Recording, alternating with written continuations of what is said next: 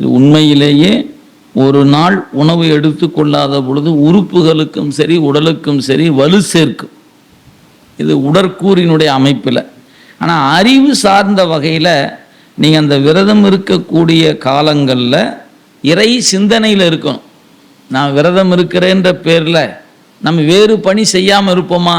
எப்பவும் போல் எல்லா பணியும் செய்துட்டு இருப்போம். கேட்டால் இன்றைக்கி விரதமாக இருப்போம். சாப்பிடும்போது மட்டும்தான் தவிர்ப்போம். மற்றபடி காலையில் எழுந்ததிலிருந்து என்ன வேலை செய்யணுமோ அதை செய்துகிட்டே இருப்போம்.